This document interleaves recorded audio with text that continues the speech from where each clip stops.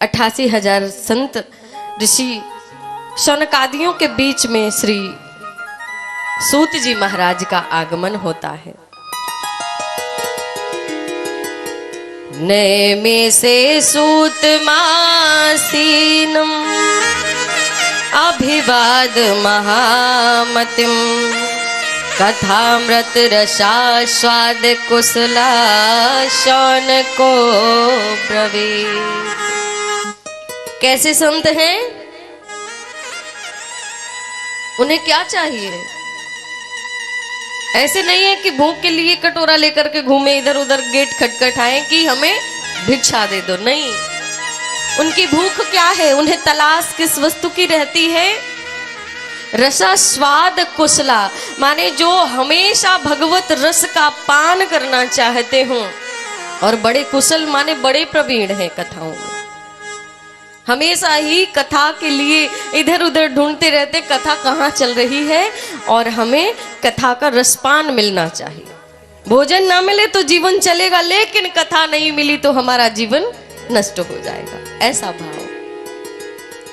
सूत जी महाराज हैं 12 वर्ष के, और इतनी लंबी लंबी आयु के वहां जो शौनकादि ऋषि बैठे हैं कि उनके सामने कई बार त्रेता युग, द्वापर, सतयुग कई बार आ चुका, इतनी लंबी आयु।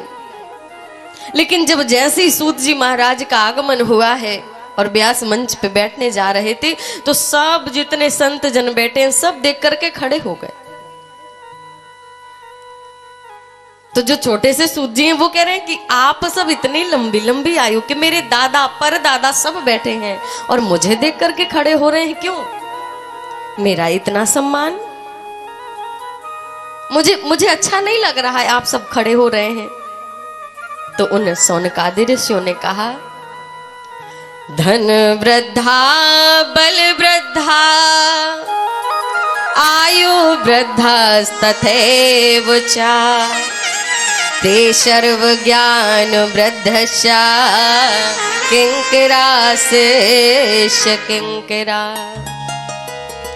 धन वृद्धा माने कोई धन में बड़ा होता है, बल वृद्धा कोई बल से बड़ा होता है। 2-4 गार्ड आगे पीछे चले हैं, वो भी कहते हैं अरे देखो तो इसके आगे पीछे भाई कैसे कैसे लोग चल रहे हैं, बहुत बड़ा आदमी है।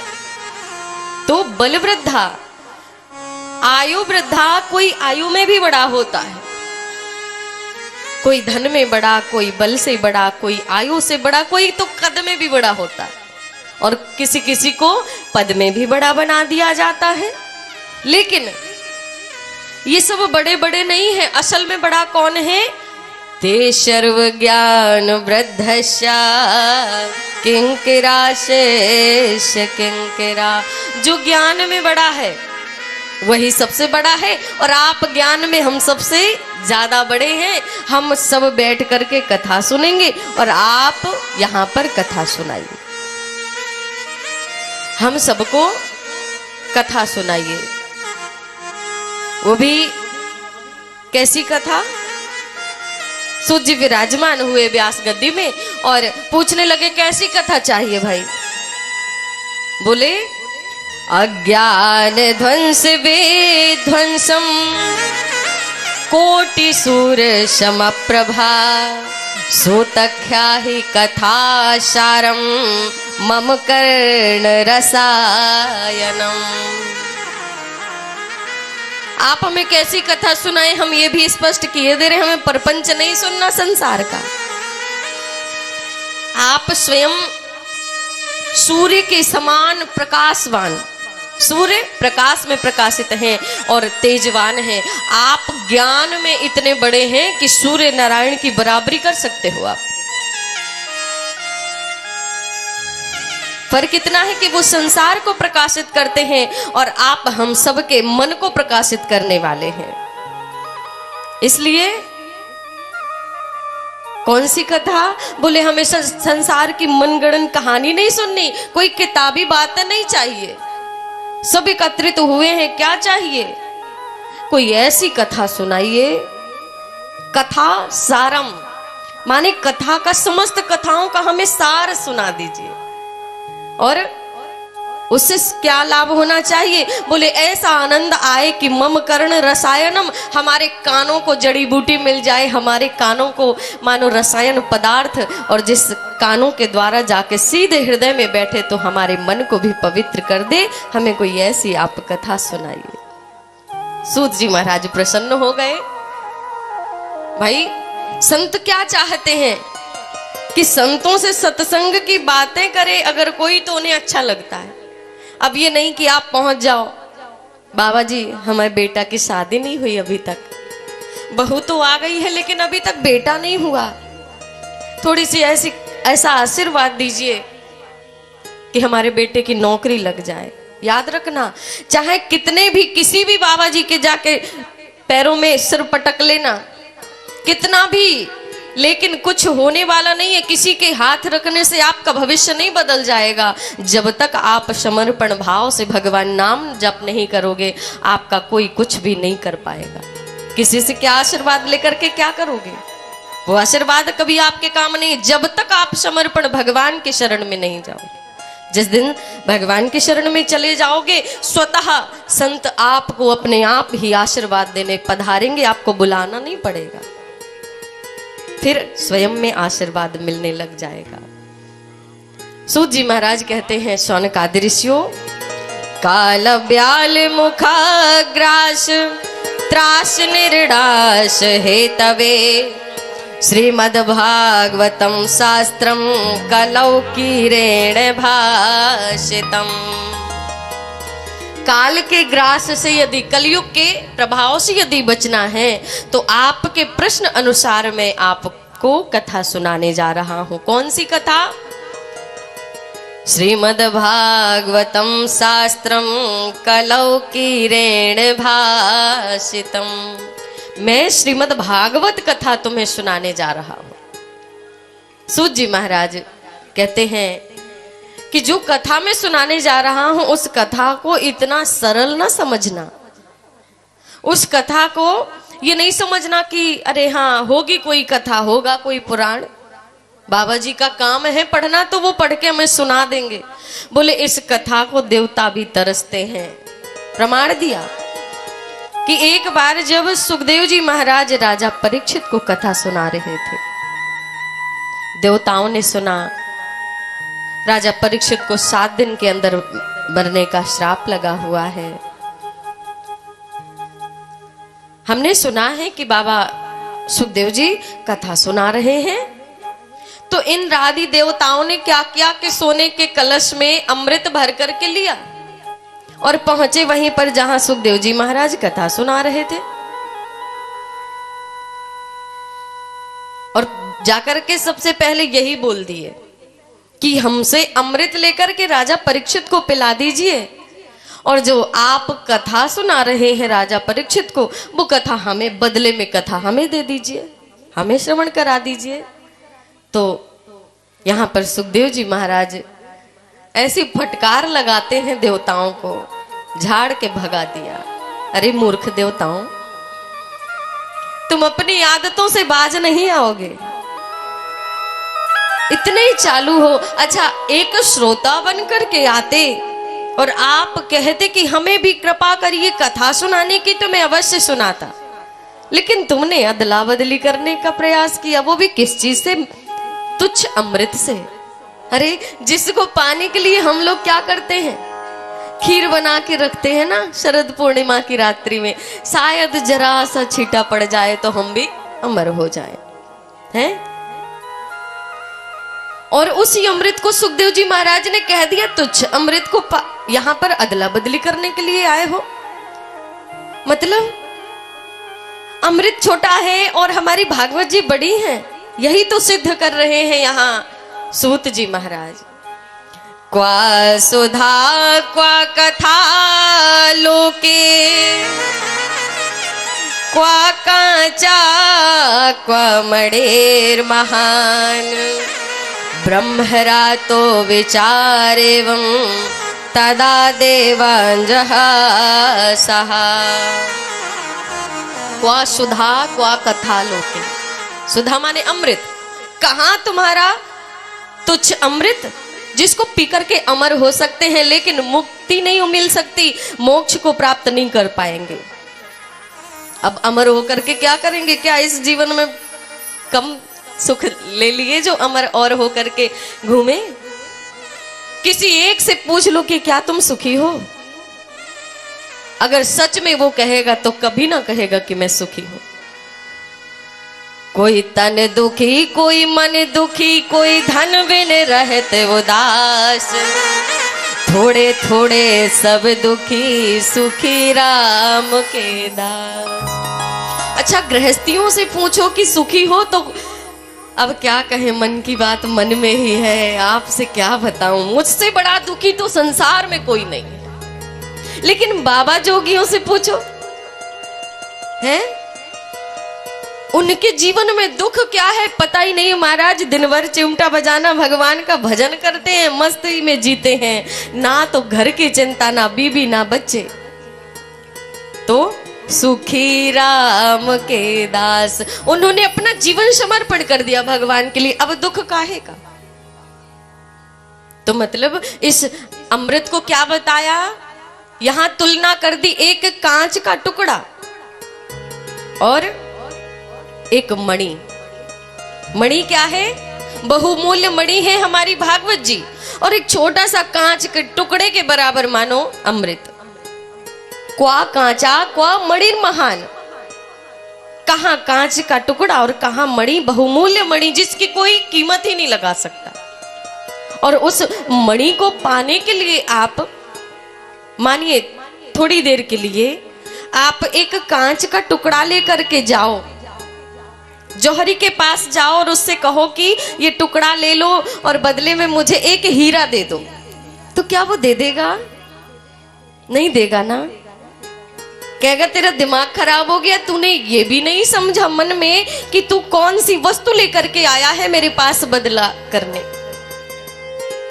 ऐसी ही झाड़ फटकार के भगा दिया। अरे देवताओं, अमृत लेकर के बदला करने आए हो? मैं ये भागवत इतनी सरल है, तुम लोगों के नसीब में नहीं है, चले जाओ यहां से। ब्रह्मा जी ने तराजू निकाला, स्वर्ग में तराजू में जितने संसार के ग्रंथ हैं सभी ग्रंथों को रख दिया, समस्त साधनों को रख दिया। ऐसा क्या है भागवत में कि जो हमें झाड़ फटकार के भगा दिया गया? एक पल्ले में समस्त ग्रंथों को रख दिया, समस्त साधनों को रख दिया, और दूसरी तरफ तराजू में हमारी श्रीमद् भागवत जी को विराजमान किया। समस्त साधन ऊपर उठ गए, भागवत जी को तिल भर कोई समस्त साधन हिला नहीं पाए। ऐसी महिमा है हमारे भागवत जी की। बोलिए भागवत महापुराण की जय हो। यहां पर सूत जी जब इतनी प्रशंसा करने लगे तो यहाँ शौनकादि ऋषि प्रश्न करेंगे। अच्छा, जो कथा ध्यान से सुनता है उसी के मन में फिर प्रश्न आता है कि आज ये कथा हुई है, आज ये नहीं सुनाया, ये शायद छोड़ दिया है या फिर भूल गई है। जो ध्यान से सुनेगा और जो ध्यान से नहीं सुनेगा उसे क्या पता कि क्या सुनाया क्या नहीं सुनाया। तो शौनकादि ऋषि इतने प्रवीण है कथा में, रसस्वाद कुशला, जो हमेशा भगवान की कथा में ही मग्न रहे। उन्होंने यहां पर प्रश्न किया कि आप इसका कथा का महत्व बता रहे थे तो कह रहे थे कि इस कथा को केवल 7 दिन में ही श्रवण करना चाहिए, साप्ताहिक। तो ये 7 दिन की ही क्यों होती है भाई, 8 दिन की क्यों नहीं? हमारा मन है कि 5 दिन की छुट्टी मिली है हमें स्कूल की और 5 दिन में ही कथा हो जाए, तो ऐसा क्यों नहीं होता? इसको, इस विधि को किसने बनाया है? तो ये कथा हमें कृपा करके सुनाइए। तो यहां पर नारद जी महाराज की कथा आती है। एक बार नारद जी महाराज बद्रिका आश्रम की ओर दौड़े दौड़े चले जा रहे थे, और जब चारों ओर देखते हुए कि कोई नजर नहीं आ रहा, बद्रिका आश्रम से देखा तो सनक सनंदन सनातन सनत कुमार, जो भगवान के 24 अवतारों में प्रथम अवतार है सनत कुमारों का, वो चले आ रहे थे। नारद जी को देखा। कथम ब्रह्मा दीन मुखः कुतस चिंता तुरो भवान। नारद जी महाराज इतने चिंता में डूबे कहाँ जा रहे हैं दौड़े दौड़े? और आप ऐसे मालूम पड़ रहे हैं जैसे किसी धनी का कोई धन लूट ले तो वो व्याकुल हो जाता है। अब चोर चोरी कर ले किसी की तो वो कितना परेशान रहता है, उसका मुखमंडल ही बता देता है। तो ऐसे ही आपका मालूम पड़ रहा है मुख कि जैसे आपका धन लुट गया हो। लेकिन नारद जी कहते मेरे पास कौन सा धन है, मेरे पास तो कुछ है ही नहीं। बाबाओं के पास सोटा लंगोटा के अलावा क्या रहता है, कोई क्या लूटेगा है। एक बीड़ा है मेरे प्रभु ने दिया है, उसको बजा करके मैं भगवान नाम गाता हूँ। हाँ, और जो भी धन मेरे पास है ना महाराज, उसको कोई लूट नहीं सकता, चोर चोरी नहीं कर सकता, और ना वो खत्म हो सकता है। जितना ज्यादा कोई चुराने का प्रयास करेगा उतना ही मेरा धन दूसरे का जीवन बदलने वाला है। कौन सा धन? तो नारद जी बीड़ा बजा बजा करके बता रहे हैं कि मेरा धन कौन सा है। आइए इसी धन को हम सब आप मिलकर के गाएं और कहें राधा रानी से कि आप भी हमारे जीवन में कृपा करके और हमारे धन रूपी परम धन बन करके आइए। बोलिए राधा रानी सरकार की जय।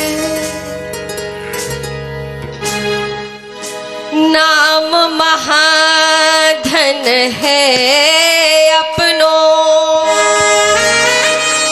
नहीं दूसरी संपत्ति और कमानी। छोड़े अटारी अटा जग के, हमको कुटिया ब्रज माही बनानी। बोलिए राधा रानी सरकार की जय। हमारो धन राधा श्री राधा श्री राधा, हमारो धन राधा श्री राधा श्री राधा।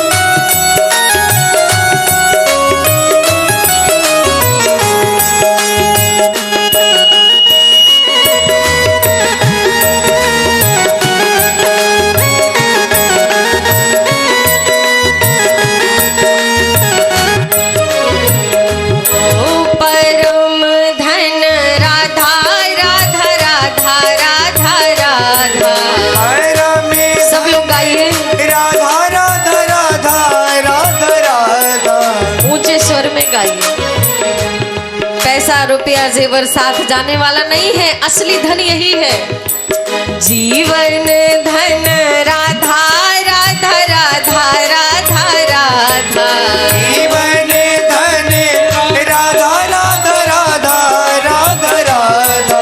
हमारो धन राधा श्री राधा श्री राधा, हमारो धन राधा श्री राधा श्री राधा।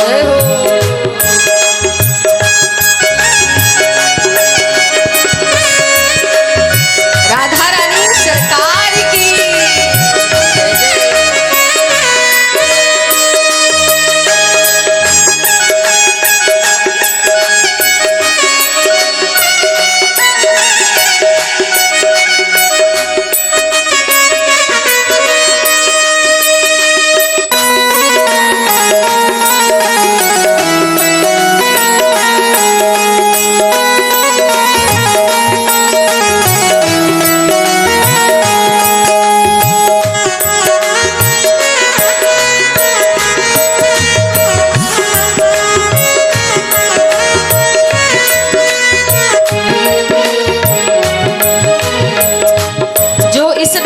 गाता है ना, इस नाम को अपने जीवन का असली धन बना लेता है, उसे संसार में और सुखों की आवश्यकता नहीं रह जाती, 56 भोगों की आवश्यकता नहीं रह जाती। फिर क्या चाहता है?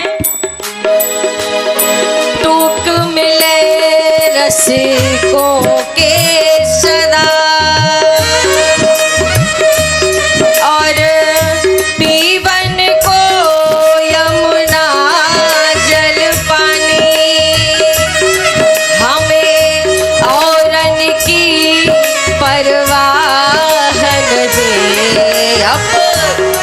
ठाकुरानी श्री राधिकारानी अपने ठाकुरानी श्री राधिकारानी अपने ठाकुरानी श्री राधिकारानी। ओ संतों का धन राधा राधा राधा राधा राधा, संतों का धन राधा राधा राधा राधा राधा, भक्तों का धन राधा राधा राधा राधा राधा, भक्तों का धन राधा राधा राधा राधा राधा, हम सबका धन राधा श्री राधा श्री राधा, हम सबका धन राधा श्री राधा श्री राधा, हमारो धन ताली सेवा करते राधा हुए श्री ऊंचे स्वर से श्री राधा, हमारो धन राधा श्री राधा श्री राधा, हमारो धन राधा श्री राधा श्री राधा, हमारो धन राधा श्री राधा श्री राधा, हमारो धन राधा श्री राधा श्री राधा, हमारो धन राधा श्री राधा श्री राधा, हमारो धन राधा श्री राधा श्री राधा, हमारो धन राधा श्री राधा श्री राधा। रम धन राधा राधा राधा राधा राधा,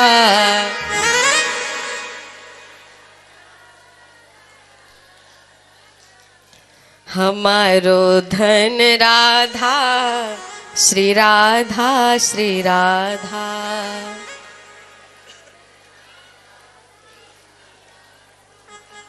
बोलिए राधा रानी सरकार की जय हो। भले ही झूठा कहा है, हैं? भले ही झूठ मूठ का कह दिया कि हमारो धन, लेकिन वो इतनी कृपा बरसाती है लाडली, इतनी कृपालु है कि वो आपके झूठ मूठ में भी सत्य मान करके वो धीरे धीरे अपने खाते में आपका नाम वहां पर नोट करना प्रारंभ कर देंगे। बोलिए श्रीमद् भागवत महापुराण की जय हो। नारद जी संसार में भ्रमण करते डोल रहे थे। सुना है कि बड़ा पृथ्वी में बड़े धर्म कर्म होते हैं, तीर्थ स्थानों की बड़ी महिमा सुनी, गंगा यमुना सरस्वती ऐसे तीर्थ स्थानों में गए, सभी जगह नारद जी ने इतनी महिमा सुनी थी इस पृथ्वी लोक की कि जो स्वर्ग में नहीं वो पृथ्वी में। तो पृथ्वी आए और भ्रमण करने लगे, करते करते तीर्थ स्थानों में गए, वहां भी निराशा हाथ लगे। फिर गृहस्थियों के यहाँ, ब्राह्मणों के यहाँ, सभी के यहाँ जा जा करके नारद जी देखने लगे, लेकिन जैसा सुना था उससे जस्ट अपोजिट मिल रहा है सब कुछ 1% भी नारद जी को वो नहीं मिला जो सुनने को मिला था। मैंने तीर्थों की इतनी महिमा सुनी, वहां तो लोग पिकनिक मनाने जाते हैं, तीर्थों को इतना भ्रष्ट कर रखा है लोगों ने, क्या बताऊं। ब्राह्मणों की बड़ी महिमा सुनी थी, मैंने क्या देखा कलयुग में, सत्यम नास्ति तप शौच दया दान विद्यते, ना तो सत्य बचा है ना दान। अब तो केवल ब्राह्मण दान लेना ही सीख रहे हैं, देना तो बिल्कुल आता ही नहीं है। ब्राह्मण ही नहीं, अनेक वर्णों में जो जिस वर्ण का व्यक्ति है वो अपना धर्म अपना वर्ण छोड़ करके वो सबकी बराबरी में लगा हुआ है। 4 वर्ण हैं, चारों में से कोई भी अपने कर्म अपने कार्य को संभालने को तैयार नहीं है, सब ब्राह्मण बनने को तैयार है। नारद जी कह रहे मुझे बड़ा आश्चर्य हुआ देख करके, कब, जब मैंने गृहस्थियों के आश्रम में देखा, क्या तरुणी प्रभुता गेहे श्याल को बुद्धिदाय कहा। कलयुग में माताओं की चलती है, घर में चलती है, क्या है। नारद जी कह रहे हैं कि घर में माताओं से पूछ करके, मतलब पति देव इतना डरते हैं अपनी देवी जी से कि पूछो मत। अगर वो कह दे तो मैं फलानी जगह चला जाऊं, अगर वो कह देंगी तो मैं 10 रुपया दान कर दूंगा, अगर वो नहीं कहेंगी तो गुंजाइश नहीं है। ये हम नहीं कह रहे, नारद जी स्वयं कह रहे हैं। तरुणी प्रभुता गेहे श्याल को बुद्धिदायका, अपने से बड़ों का आदर सम्मान सब भूल गए लोग। क्या करते हैं, जो देवी जी कहेंगी वही होगा। माँ से पूछने की आवश्यकता नहीं, पिता से पूछने की आवश्यकता नहीं। जब कोई कार्य करना है तो ससुराल में फोन लगा करके साले साहब से पूछा जाता है। श्याल को बुद्धिदायक कहा, माने साले साहब सलाह देंगे कि भैया ये कर लो तो वही कर लेंगे, अगर वो कह देंगे ना करो तो नहीं करेंगे। लेकिन हमारे ब्रज में एक कहावत है जी, दीवार बिगाड़े आरो और घर बिगाड़े सारो। आप लोग भले ना मानो हैं कि तो माताएं तो नहीं मानेंगी, भाई भाई है और माँ के पक्ष की कोई बुराई करे ये बिल्कुल भी बर्दाश्त नहीं है।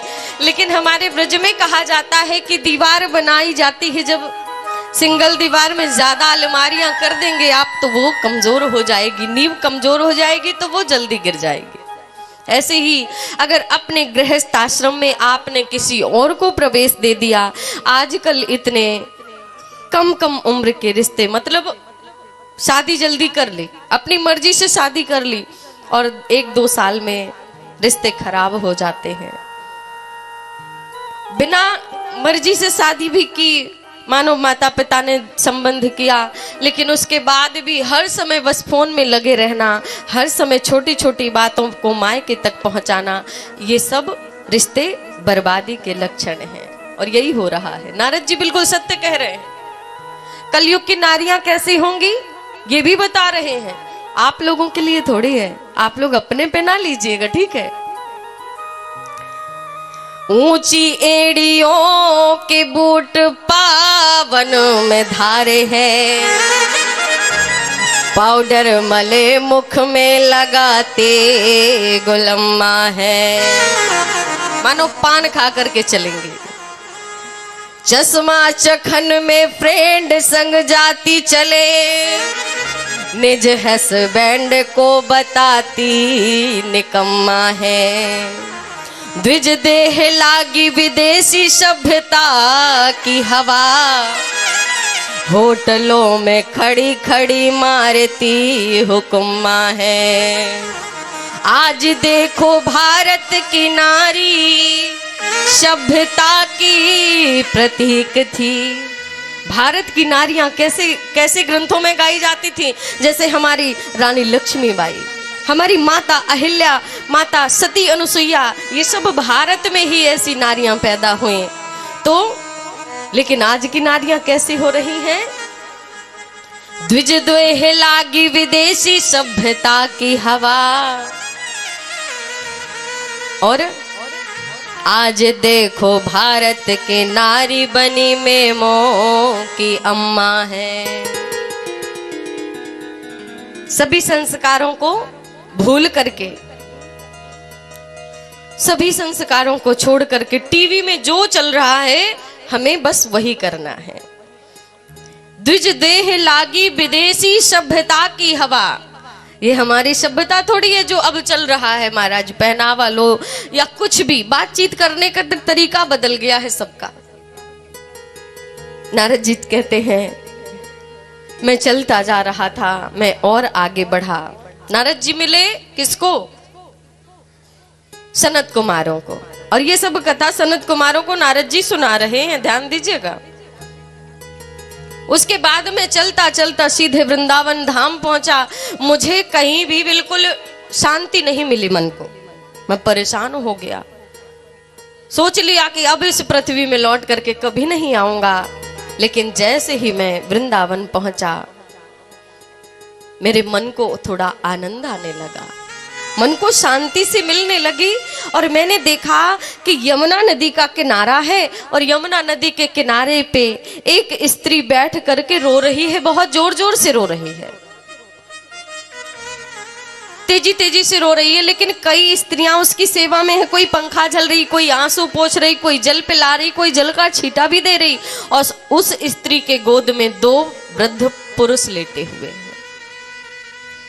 नारद जी ने देखा दूर से कि ये क्यों रो रही है माँ, ये कौन है, क्यों रो रही है, मुझे जाना चाहिए।